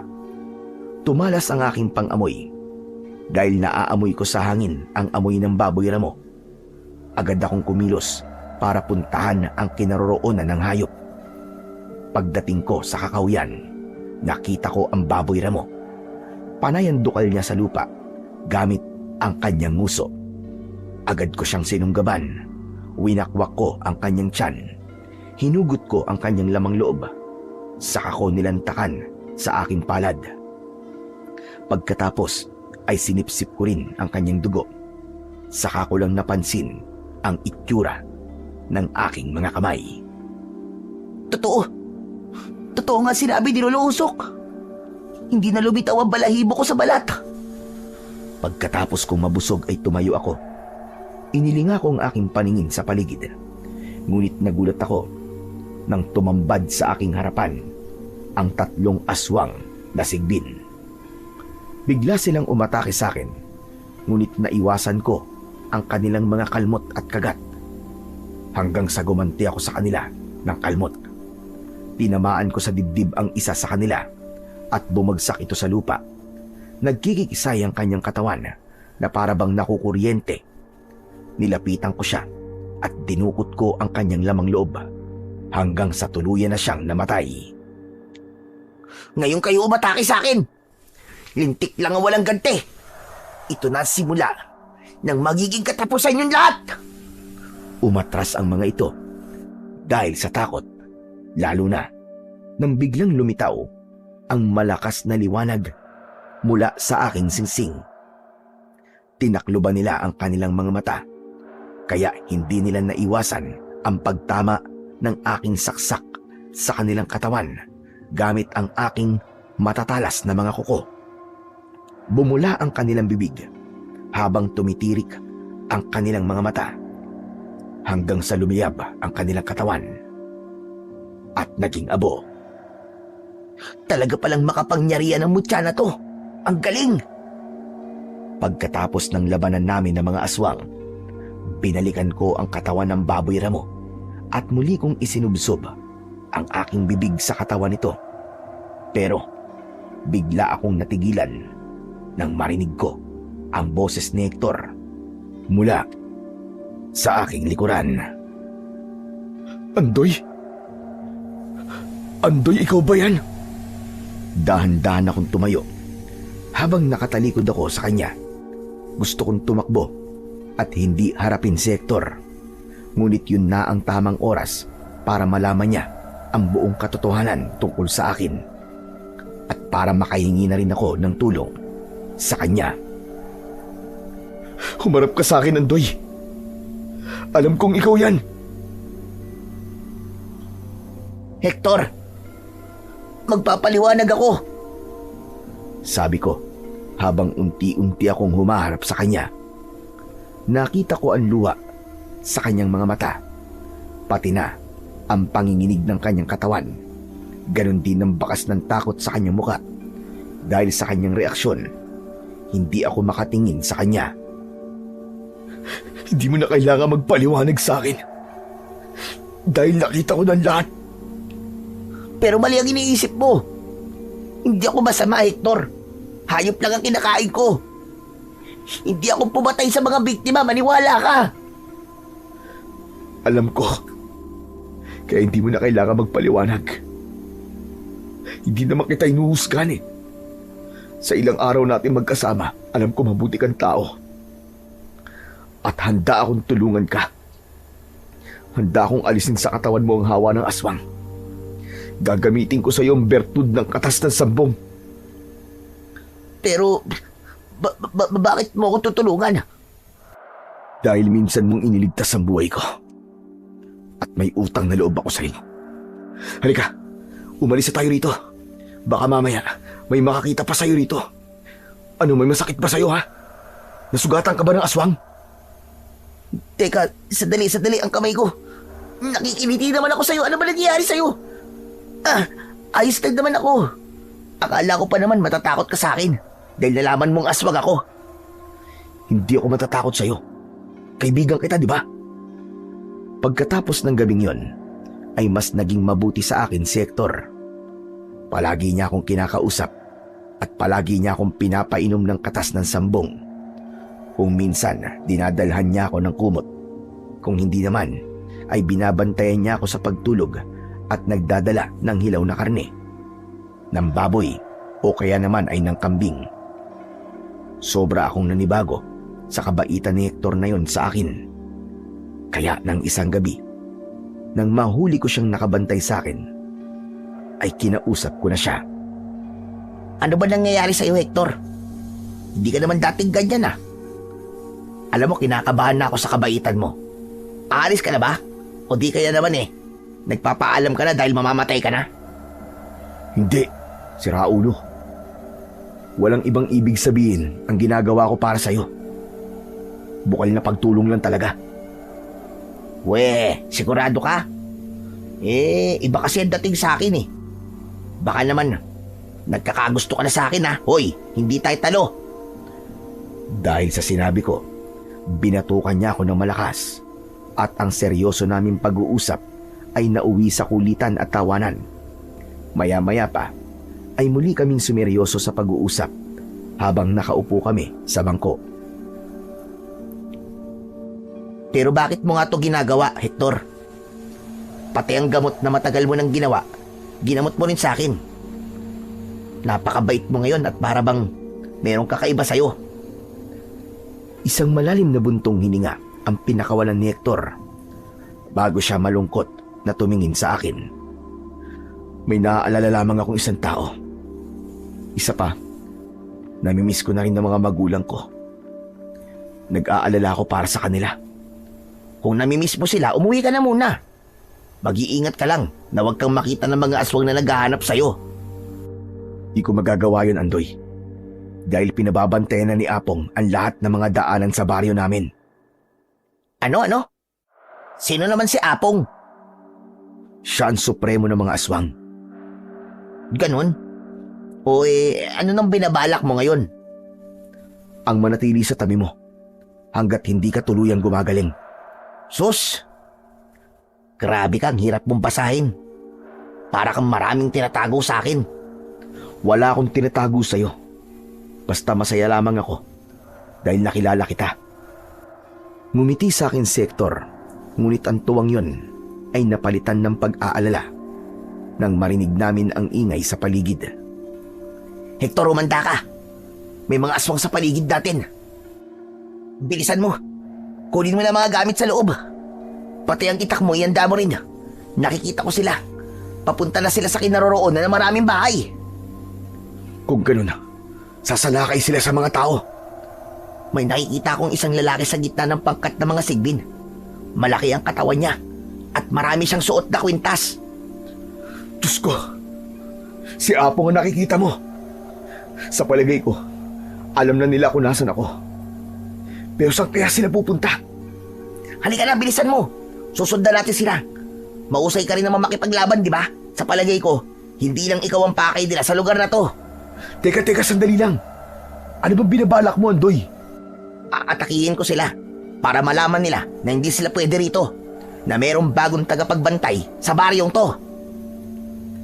Hindi ko na hinintay ang sasabihin pa ni Hector. Mabilis akong tumakbo habang nakasunod sa pangkat ng mga sigbin. Hindi nga ako nagkamali. Pinuntahan nila ang bahay ni Lolo Usok. Pinalibutan nila ang bahay ng matanda. Mula sa aming pinagtataguan, nakita ko ang pagtaas ng kamay ni Apong bilang hudyat ng sandaling pagtigil ng kanyang mga alagad. Lumabas ka dyan, Usok! Alam kong buhay ka pa. Nakarating sa akin na buhay pa ang dating manunugis ng aswang. Nagulat ako sa aking mga narinig. Dati palang manunugis ng aswang si Lolo Usok. Maya-maya pa, lumabas ang matanda. Sa pagkakataong yun, bigla kong kinabahan para sa kaligtasan niya. Kasama nito si Tasyo, na bakas sa muka ang labis na takot dahil sa mga nilalang na tumambad sa kanilang harapan. Lolo Usok! Sino sila? Anong klaseng nilalang sila? Mga aswang sila, Tasyo. Sige na, tumakas ka na. Iwan mo na ako rito. Hindi. Hindi po kita iiwan, Lolo. Sasamahan ko po kayo. Hindi ikaw ang tunay kong sadya, Usok. Ang tunay kong sadya ay ang lalaking naligaw at nagtatago sa baryong ito. Ang albularyong naglakas ng loob para kalabanin ako. Wala siya rito. At hindi ko siya kilala, Apong. Isa pa, wala ka nang mapapala sa akin. Matanda na ako. Kung balak niyo akong patayin, sige na, patayin niyo na ako. Hindi ako natatakot sa inyo. Hindi ka ba kamo natatakot? Hindi ba't nung huli tayong magkasagupa? Nagtago ka sa bahay ng isang albularya. Nagtago ka sa silong ng bahay nila habang iniligtas mo ang buhay mo. At ang masaklap, nadamay ang pamilya ng albularya dahil sa kaduwagan mo. Pagkatapos ngayon, sasabihin mong hindi ka natatakot sa akin? Hindi agad ako nakapagsalita nang maintindihan ko kung sino ang albularyang tinutukoy ni Apong. Kung ganon, si Lolo Usok pala ang dahilan kung bakit ako napilay at kung bakit nasira ang buhay ko. Dahil inatake kami ng aswang. Tangka sana na magpapakita na ako sa kanilang lahat. Nang hawakan ako ni Hector sa kamay, umiling siya habang naluluwa ang kanyang mga mata. Maya-maya pa, Muli kong narinig ang boses ni Lolo Usok. Oo, tama ka. Naduwag ako. Isang bagay na sobra kong pinagsisiyan sa buong buhay ko. Ngunit umaasa ko na buhay pa rin ang pamilya ng albularya na si Trina. Dahil hindi hahayaan ng Diyos na magtagumpay ka. Palagi ako nagtatagumpay, Usok. Lalo na ngayon na nasa harapan kita. Sige mga alagad ko, patayin niyo ang inutil na manunugis na yan. Ang iba naman sa inyo, palugugin niyo lahat ng mga bahay rito. Hanapin niyo si Hector! Sabay-sabay na kumalat ang mga alagad ni Apong para sundin ang utos nito. Nakita ko ang dalawang aswang na lumapit kay Lolo Usok. Biglang humarang naman si Tasyo at may dala siyang itak. Sige, subukan niyo na nasaktan ang lolo ko! Magkakamatayan tayo dito! Umalingaw-ngaw ang malakas na tawa ng supremo ng mga aswang na si Apong nang makita ang nanginginig na kamay ni Tasyo. Manag-mana ka talaga sa lolo mo. Isang duwag. Sige na, Tasyo, iwan mo na ako rito, Apo. Mapapahamak ka lang dito. Sige na, iligtas mo na ang sarili mo. Mula sa aming pinagtataguan, kitang-kita namin na biglang inatake ni Apong si Tasyo. Nahawakan nito ang kamay ng binata at inihagis papunta sa kakahuyan. Saka kinalmot ang dibdib nito. Para siyang kidlat sa bilis kumilos. Napalunok ako ng laway. Hindi biro ang lakas ng magiging kalaban ko. Nang matapos si Apong kay Tasyo, nilapitan naman ito si Lolo Usok at sinakal sa leeg. Hindi na ako nakapagpigil at nagpakita na ako sa kanila. Bitiwan mo, matanda! At ako ang harapin mo! Diablong buwang ka! Saglit na tumigil ang mga aswang sa pagsira sa bahay ni Lolo Usok. Ganon din ang supremo ng mga aswang na si Apong na tumingin sa akin. At sino ka naman na pakialamero ka? Baka gusto mo na ring mamatay. Hindi ako mamamatay rito, kundi ikaw at ang mga alagad mo. Kaya bitiwan mo na si Lolo Usok at ako ang harapin mo. Sa akin kayo may utang, kaya nararapat lamang na sa akin din kayo magbayad. Utang? Bayad? Ano bang pinagsasasabi mong kutong lupa ka? Ako ang anak ng albularyang pinag-uusapan nyo. Ako ang batang inilisan nyo ng karapatan na magkaroon ng kumpletong pamilya. At ngayon naman, kayo naman ang sisirain ko! Tignan mo nga naman ang pagkakataon, Usok. Malaki na ang batang iniligtas mo. Mukhang sabay pa yata kayong mamamatay rito. Pagkasabi nito, ay inihagis niya sa akin si Lolo Usok. Agad ko namang nasalo si Lolo Usok na labis namang ipinagtaka ni Apong. Teka, huwag mo't sabihin nagtataglay ka ng mutya. Bakit? Natatakot ka ba? Ngumisi ang pinuno ng mga aswang habang ibinababa naman sa lupa si Lolo Usok. Mag-iingat ka sa kanya, Andoy. Pambihira ang lakas niya. Huwag niyo po akong alalahanin. Tulungan niyo na po si Tasyo. Lumayo po kayo rito. Isama niyo si Hector para magamot po ang sugat ni Tasyo. At saan niyo balak pumunta, ha? Tumingin si Apong sa kanyang mga alagad. Sumenyas ito ng pag-atake at sabay-sabay silang sumugod sa aming kinaroroonan. Agad akong kumilos. Itinutok ko sa kanila ang aking matulis na mga kuko at sinalubong ko sila ng kalmot habang ang iba namang aswang ay tumayo sa likod ni Apong at pinapanood kung paano ako makipaglaban. Lahat ng tamaan ng aking kalmot ay bumabagsak sa lupa habang nagkikikisay ang katawan at bumubula ang bibig na parabang nakukuryente at nalalason. Agad silang namatay dahil sa liwanag naman na lumitaw mula sa aking singsing. Nasilaw ang lahat ng alagad ni Apong. Tanging siya lamang ang nananatiling nakatayo. Tapos ka na bang umatake? Hako tong lupa.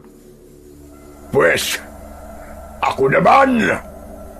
Hindi ko namalayan kung paanong nakalapit sa akin si Apong at nasakal niya ako sa leeg. Ibinalibag niya ako ng malakas sa lupa. Pagkatapos, hindi pa ako nakakabangon. Hinawakan naman niya ako sa leeg. Sa sobrang niyang bilis, lahat ng pag-atake niya sa akin ay tinanggap ko. Mahina ka lang pala. Hindi ka karapat-dapat sa mutya. Umalingaw-ngaw ang malakas niyang tawa habang sakal-sakal niya ako sa leeg. Naramdaman ko ang pag-angat ng aking mga paa sa lupa. Walang kwenta ang mutya kapag hindi marunong ang gumagamit na may suot nito. Isa kang inutil. Isang mahinang nilalag. Hindi! Hindi ako isang inutil! At hindi ako mahinang nilalang! Sumigaw ako ng malakas at sinuntok ko siya sa muka. Lumiwanag ang aking singsing at bumalot ang liwanag na yon sa aking kamao, paakyat sa aking balikat. Inatake ko ng suntok ang supremo ng mga aswang. Tinamaan ko siya sa dibdib at kahit mabilis pa siyang kumilos, hindi siya nakaiwas sa kamao ko. Palagi ko siyang tinatamaan ng lumiliwanag kong kamao na parabang may suot akong liyabe. Bawat pagtama nun, nakikita ko na dumidiin pa yon sa kanyang dibdib.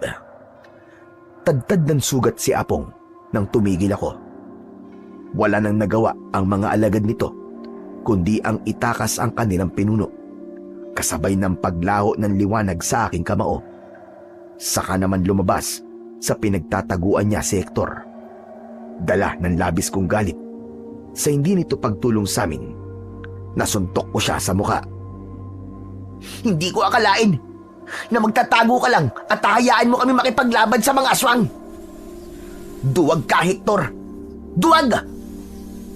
Hinaplos ni Hector ang dugo mula sa kanyang pumutok na labi, saka muling tumingin sa akin. Iniisip mo ba na hindi kita tinulungan? Sandali lang, huwag kayong mag-away. Nagkakamali ka, Andoy, sa pag-uusga kay Hector. Hindi po ako nagkamali. Kung tutuusin, siya ang dahilan kung bakit sumalakay ang mga aswang sa baryo natin. Tapos magtatago lamang siya para hayaan tayo mamatay. Tama ba yun? Hindi siya ganun tao. Tignan mo ang pinanggalingan niyang lugar. Nakatambak ang mga aswang sa bahaging yon. Inatake at pinatay niya ang mga sigbin na aatake sana sa mga tao. Dahil sa kanya, hindi napahamak ang mga tao rito. Napasulyap ako sa itinuro ni Lolo Usok. Lahat nga ng mga aswang na naroroon ay nakaandusay sa lupa at wala ng mga ulo. Lahat sila ay pinatay ni Hector. Teka, sandali. Ikaw ba may gawa nun sa kanilang lahat? Oo. Bago mo sana ako sinuntok, nagtanong ka man lang sana. Bida-bida ka kasi. Yan ang napapala mo. Halina po kay Lolo Usok.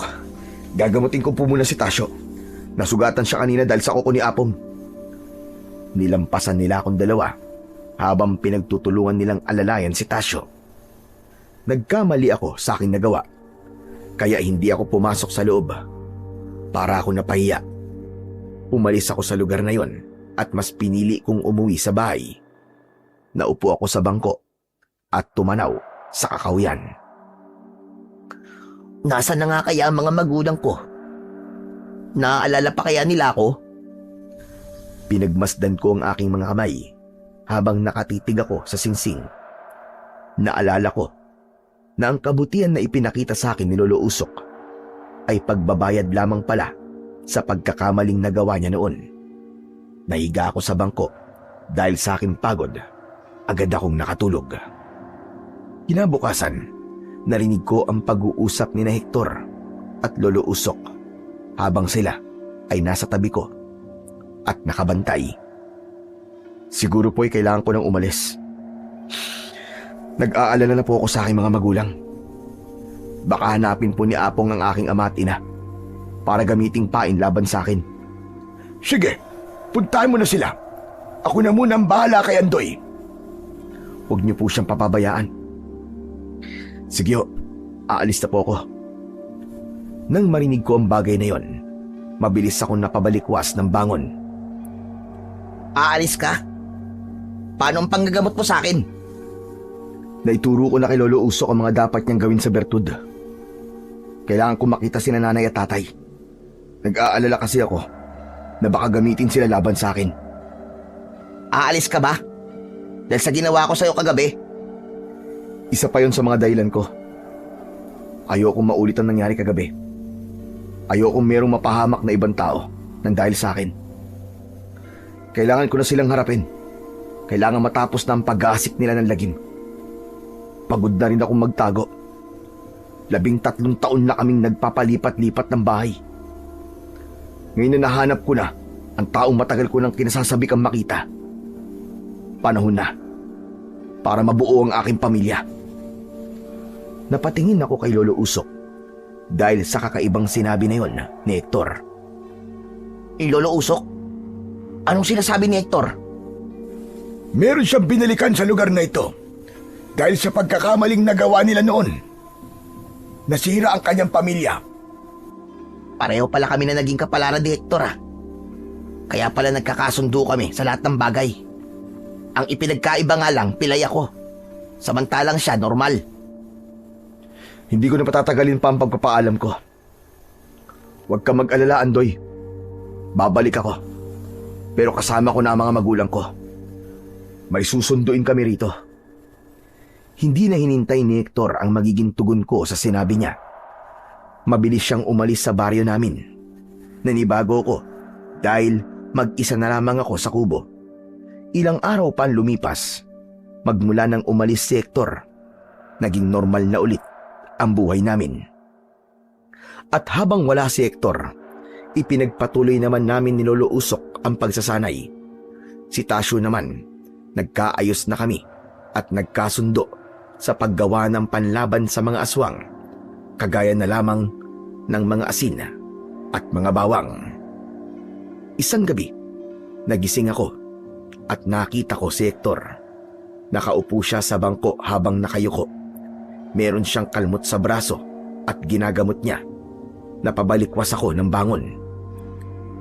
Hector! Ano nangyari sa'yo? Bakit may sugat ka? Inatake ako ng mga aswang habang papunta ako rito. Hindi ko na rin naabutan si nanay at tatay sa bahay namin. Ang kutob ko, hawak ni Apong ang mga magulang ko. Pero bakit hindi ka agad bumalik dito? Bakit tinintay mo pa na masugatan ka?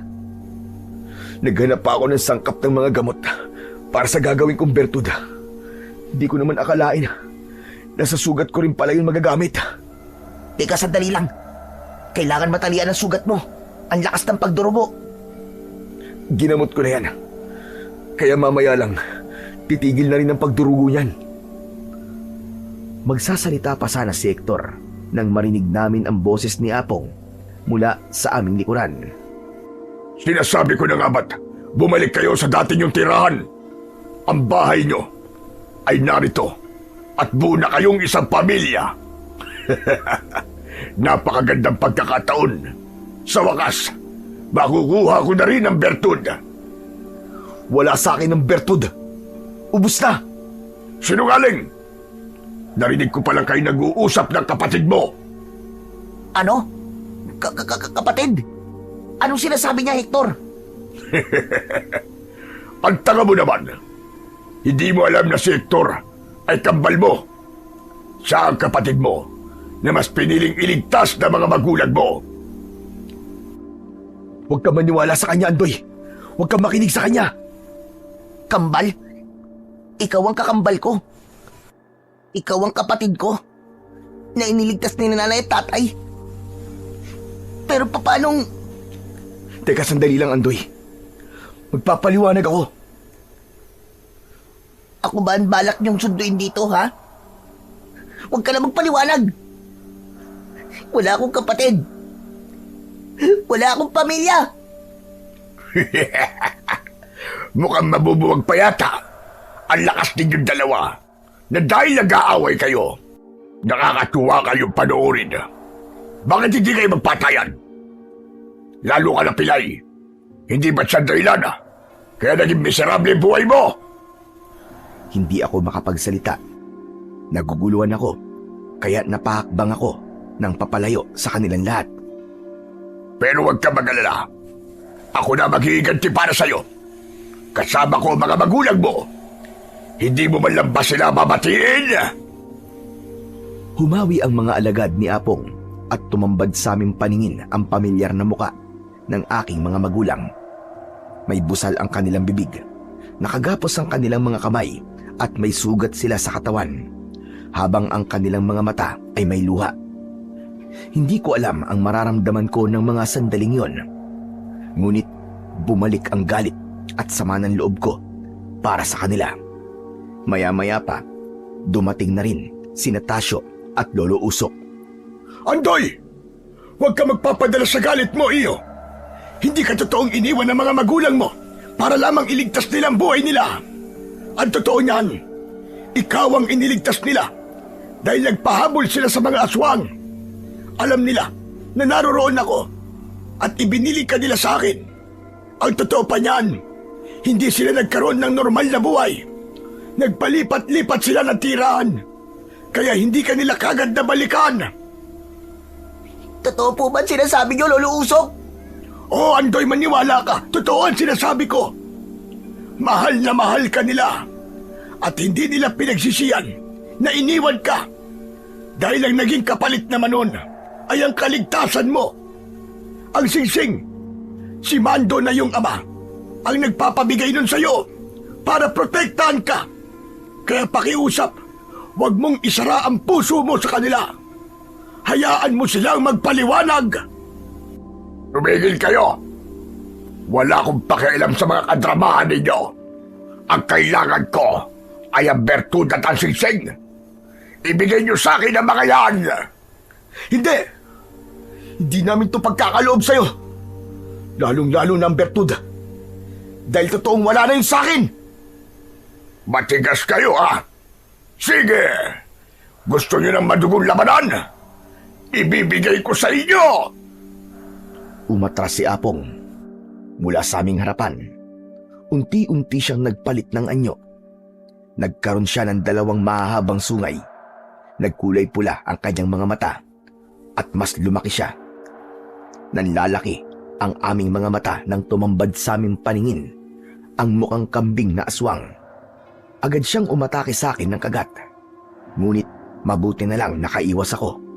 Habang sina Tasyo, Lolo Usok at Hector naman, hinarap nila ang mga sigbin upang iligtas ang aking mga magulang. Kaming dalawa ni Apong ang nagharap. Akin na! Ibigay mo sa akin ang singsing! Kunin mo! Kung kaya mo! Mabilis na lumapit si Apong sa akin. Tinamaan niya ako ng suntok sa aking dibdib. Tumalsik ako, ngunit patayo akong bumagsak sa lupa.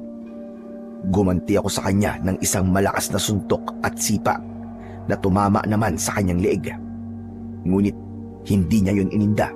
Sa halip, tumawa pa siya ng malakas na para bang nanunuya. Nilapitan niya ang aking mga magulang at sinakal niya ang mga ito. Nay! Tay! Hayop ka! Bitiwan mo ang mga magulang ko! Habang nakikipag-usap ako kay Apong, si Tasyo naman umikot sa likuran ni Apong. Mabilis niyang ibinuhos ang asin at bawang sa katawan nito. Si Hector naman ang tumaga sa balikat ng supremo ng mga aswang. Ang sakit! Mga hayop kayo! Magbabayad kayo! Andoy! Gawin mo na! Yun ang hudyat na ako naman ang kikilos para pabagsakin ang supremo ng mga aswang. Mabilis na humaba ang aking mga kuko sa daliri na parabang mga tari ng manok. Saka nagkaroon ng malakas na liwanag ang aking singsing at muling lumitaw ang liwanag na bumalot sa aking kamao. Humanda ka! Ito na ang magiging katapusan mo! Dahil papatayin na kita! Isang malakas na suntok ang tumama sa muka ni Apong. Para akong musang na tumalon papunta sa kanyang kinaroroonan at kinalmot ko siya ng maraming beses sa kanyang dibdib. Tinabig niya ako ng kanyang braso, kaya tumalsik ako ng pasadsad sa lupa. Mabilis akong bumangon at kitang-kita ko ang pag-usok ng sugat sa kanyang dibdib. Hindi ko hahayaan na manalo kayo laban sa aking kapangyarihan! Malakas na umangil si Apong at ang lahat ng kanyang mga alagad ay lumapit sa kanya. Itinuro niya kaming dalawa ni Hector. Sumugod kayo mga alagad!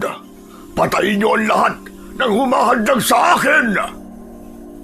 Sabay-sabay na umatake sa aming kinaroroonan ang mga sigbin. Sinalubong ko naman sila ng kalmot na tumama sa kanilang mga katawan. Agad silang namatay at naging abo dahil sa liwanag ng aking singsing. Si Hector naman na aking kakambal, umikot siya. Pinugutan niya ng ulo ang lahat ng kanyang mga kalaban. Nang maubos namin ang mga aswang na sigbin, saglit kaming huminto habang nakikipagtitigan sa supremo ng mga aswang na si Apong. Tol, kahit na anong mangyari, sikapin mo maging ligtas. Lalaban tayo. Pananagutan niya ang ginawa niya sa pamilya natin. Kayo naman po, Lolo Usok. Protektahan niyo po mga magulang namin. Oh, Hector, gagawin ko lahat ng aking makakaya. Huwag kayo mag-alala. Nandito rin ako. Tutulong din ako sa inyo. Mag-iingat kayong lahat. Ikaw rin, Tol. Mag-iingat ka. Isang malakas na sigaw ang lumabas sa aming bibig nang sabay-sabay kaming umatake sa kinaroroonan ni Apong. Palitan kami ng pag-atake na agad namang naiiwasan at nasasalo ni Apong. Bawat pagsugod na ginagawa namin, tinatamaan din kami ng kalmot sa katawan. Nang makahanap ako ng pagkakataon, ginamit ko ang aking bilis. Umikot ako sa likuran ni Apong at doon ay maraming beses ko siyang pinagsususuntok. Bumagsak siya sa lupa at napaluhod. Hanggang sa nilaslas ni Hector ang leeg ni Apong, saka bumunot ng bote sa kanyang bulsa. Hindi ba't ito ang kailangan mo? Ang bertud? Pues, laklakin mo to! Ibinuka ni Hector ang bibig ng supremo ng mga aswang. Habang abala ito sa pagtakip ng kamay sa nakabuka niyang sugat sa leeg. Nang mainom ni Apong ang bertud, lumapit ako at hinarap ko siya. Kinagat ko siya sa kanyang leeg. Winakwak ko ang kanyang tiyan hanggang sa bumagsak siya sa lupa. Nagkikikisay ang kanyang katawan habang nakatirik ang kanyang mga mata. Isang malakas na suntok ang ginawa ko na tumama sa kanyang muka. Lumuwa ang kanyang mga mata at nalagas ang kanyang mga ngipin. Kasunod ng pagliliyab ng kanyang katawan hanggang sa maging abo ito. Ganon din ang nangyari sa iba nitong mga alagad. Walang natira kundi ang bakas ng labanan ng gabing yon. Ayos! Natalo mo sila, Tol! Ikaw rin naman, di ba? Natalo mo rin sila. Kagaya ng pagpapakita ng tuwa ng isang magkapatid, nagyakap kami ng maigpit dahil sa labis na kaligayahan.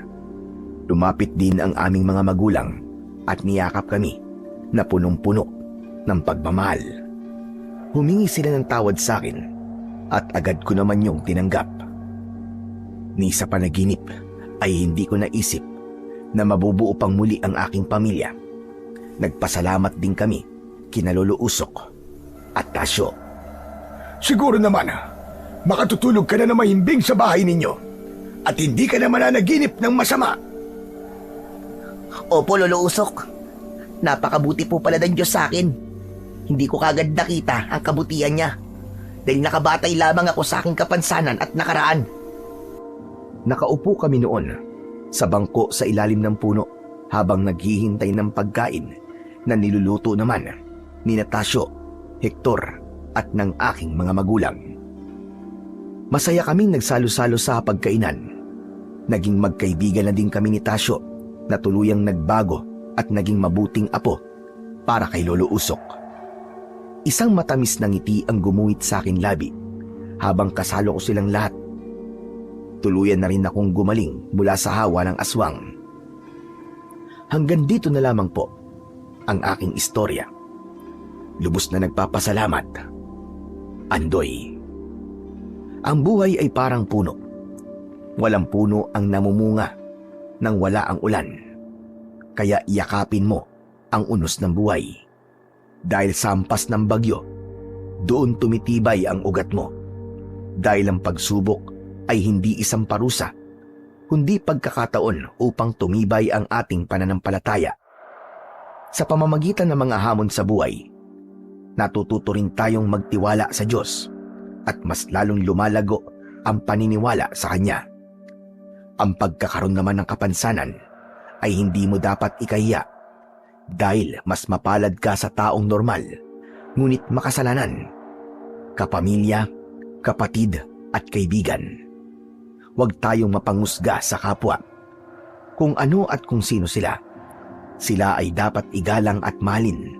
Huwag natin silang ituring na kakaiba. Sa halip, tulungan natin silang harapin ang buhay nila ng mapayapa.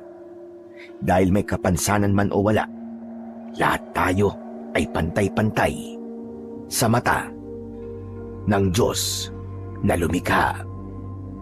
Maraming salamat po sa walang sawa niyong suporta at pakikinig sa aking mga YouTube channel na mga kwento ni Apong Isaac at The Voice Addict. Hanggang sa muli.